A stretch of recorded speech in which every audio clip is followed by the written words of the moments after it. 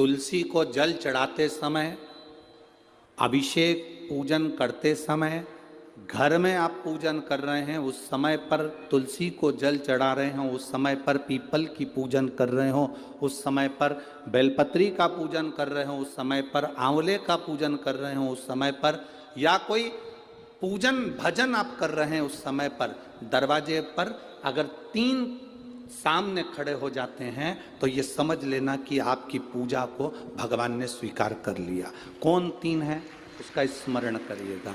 पहला, पूजन करते समय, भगवान की आराधना करते समय अंदर मंदिर में अपने घर में बैठकर आप भगवान नहला रहे हैं, भगवान की पूजन कर रहे हैं, अर्चना कर रहे हैं, सेवा कर रहे हैं, माला जाप कर रहे हैं, पूजन अर्चना कर रहे हैं, तुलसी को जल चढ़ा रहे हैं, उस समय पर 3 का दर्शन अगर आपको हो जाता है, आपके दरवाजे पर अगर आ जाते हैं तो आपका समझ लेना पूजा स्वीकार हो गया। पहले नंबर पर पूजन करते समय दरवाजे पर गौ माता आकर खड़ी हो जाए, समझ लो तुम्हारा पूजन सफल हो गया।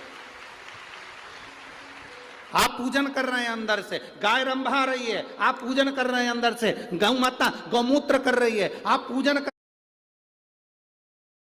गोबर कर रही है, आप पूजन कर रहे हैं अंदर से और गाय दरवाजे पर आकर खड़ी हो गई। तुम्हारी अर्चना में, तुम्हारी आराधना में, तुम्हारी साधना में गौ माता तुम्हारे सामने आकर खड़ी हो जाए। पूजन के समय पर अचानक आकर तुम्हारे द्वार पर, तुम तुलसी को जल चढ़ा रहे हो, तुम्हारे दरवाजे पर आ जाए। और मेरा विश्वास कहता है, यहाँ जितनी मेरी जीजियाँ बैठी हैं, यहाँ जितने मेरे जीजा बैठे हैं, ये मेरा विश्वास कहता है आपके साथ कभी ना कभी ये जरूर हुआ होगा, पूजन के समय पर गौ माता का दर्शन होता ही, ये मेरा विश्वास कहता है।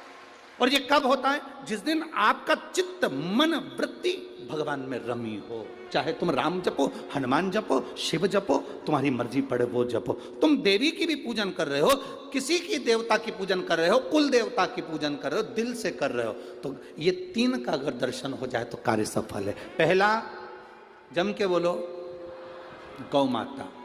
दूसरे नंबर पर हमारे यहाँ हम पूजन में लगे हुए हैं, आराधना में लगे हुए हैं, भगवान की अविरल भक्ति में लगे हुए हैं, भगवान की पूजन, आराधना और भक्ति में हम तल्लीन हैं। और दूसरे नंबर पर उस पूजन करते समय पर तुम्हारे घर की बहन बेटी तुम्हारे दरवाजे पर आ जाए तो समझ लो पूजन सफल हुआ है। क्या बहन बेटी के आने से पूजन सफल हो सकता है?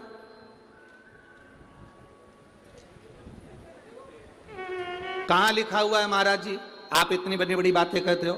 पूछने वाले पूछ सकते हैं, कहने वाले कह सकते हैं, आपने कैसे कह दिया कि बहन बेटी के आने से सफल हो जाता करे? तो आप उठाओ, हिमालय राज का बेटा बाणासुर से दोस्ती कर लेता,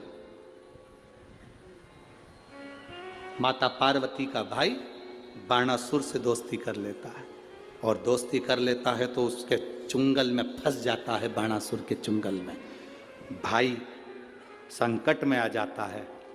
आज हिमालय राज और मैनावती दोनों बैठकर भगवान की आराधना कर रहे थे, इतने में पार्वती का आगमन हो जाता है। पार्वती ने आते से ही देखा, पिताजी आप आराधना कर रहे हो, पूजन कर रहे हो, किस लिए, क्यों? मैनावती ने कहा तेरा भाई संकट में घिरा हुआ है। पार्वती ने कहा क्यों चिंता करते?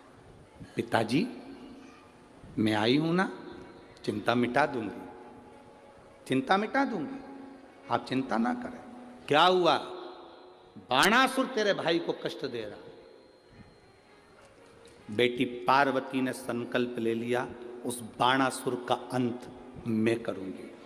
ना भगवान ब्रह्मा बाणासुर को मार सके, ना भगवान कृष्ण बाणासुर को मार सके। बाणासुर की कन्या भगवान कृष्ण के पास में, वहां उनके पौत्र के पास में गई, भगवान कृष्ण का युद्ध बाणासुर के साथ हुआ, 1000 भुजा, तो बाणासुर को भगवान कृष्ण नहीं मार सके। बाणासुर को न नारायण मार सके, न ब्रह्मा मार सके, बाणासुर को न शंकर मार सके, क्योंकि शिव ने तो वर दिया था।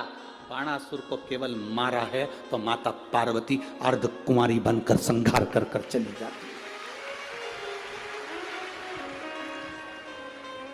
कोई तुमसे पूछे कि सियोर वाले महाराज ने कहा कि बहन बेटी के पूजन करते समय अगर बहन बेटी आ जाती है, पूजन करते समय हमारे घर की बहन बेटी, तुम्हारे कुल की बहन बेटी, तुम्हारे घर की बहन बेटी तुम्हारे दरवाजे पर आ गई, भले तुम उसको कुछ दो मत दो, पर बहन बेटी अगर तुम्हारे पूजन के समय पर तुम्हारे क्यों आप लोगों के ऐसा नियम है कि नहीं हमको नहीं मालूम। हमारे यहाँ तो ऐसा नियम है कि जब भी घर में कोई बड़ा आयोजन होता है, शादी होती है, फंक्शन होता है, कोई उद्यापन होता है, कोई चीज़ बड़ी करते हैं, तो सबसे पहले फ़ोन बहन बेटी को लगाते हैं कि हमारी बहन हमारे यहाँ आए, हमारी बेटियाँ, हमारी नंदे हमारे यहाँ आए, हमारी बुआ हमारे यहाँ आए।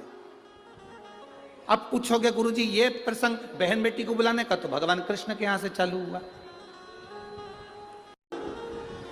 नंद बाबा की बहन नंदा आकर घर में रहने लगी और भाभी को जब जापा हुआ तो सबसे पहले नंदा भगवान को हाथ जोड़कर कहती है, बाबा ऐसी कृपा करना, ए बाबा ऐसी कृपा करना, मेरे भैया की यहाँ 60 साल के बाद तो औलाद हो रही है, तो ऐसी कृपा करना कि उनके घर में लड़का हो जाए। और नंदा हाथ जोड़ती जोड़ती जोड़ती जोड़ती यशोदा जी के कक्ष में गई, और जो कक्ष में गई जाकर जो दर्शन करा तो लाला का दर्शन था। नंदा खुश हो गई, थाली उठाकर बजाने लगी कलदार से, और एक थाली को उठाकर उस नंदा ने बजाया, थाली को उठाकर। कांसे की थाली, पीतल की थाली, तांबे की थाली, जिसके घर में बजती थी उसके घर में शुभ संदेश आता था। आज के जमाने में स्टील बजता है। अब आजकल के ज़माने में तांबा पीतल कांसा बजाते नहीं हैं। आज के ज़माने में तो जरा सी देर में बस बच्चा हुआ है, सूचना मिल गई, बैंड बाजा बजवा दो, ढोल नगाड़े बजवा। नंदा ने थाली बजाई थी और फिर आवाज आई थी, नंद घर आनंद, नंद घर आनंद भयो। फिर आवाज आई। भजन करते समय स्मरण करते हुए, नाम जाप करते हुए 3 का दर्शन हो जाए, तुम्हारे दरवाजे पर आ जाए, जीवन की सफलता मानना, पूजन सफल मानना। पहले नंबर पर जम के बोलो गौ माता, दूसरे नंबर पर बहन बेटी, और तीसरे नंबर पर हैं संत गुरुजन, जो निष्कपट भाव के, जो तुम्हारे दरवाजे पर कुछ मांगने नहीं आए हैं। जो मांगने आए हैं वो नहीं, पूजन करते समय तुम्हारे दरवाजे पर कोई संत, कोई ब्राह्मण, कोई गुरुजन, कोई भक्त ऐसा आ जाए जो मांगने नहीं आया, फिर बस तुम्हारे सामने तिलक लगाकर भक्ति में डूबा हुआ, भजन में डूबा हुआ वो तुम्हारे सामने आ जाए, समझ लो कि तुम्हारी पूजन सफल हो गई। मांगने नहीं, मांगने नहीं, केवल आया, भजन गाया, सीताराम कहा, हर हर महादेव कहा, श्री शिवाय नमस्तुभ्यम कहा, जय श्री हनुमान जी कहा, और वो अपना चले गया। तुम्हारे दरवाजे पर मांगा नहीं उसने।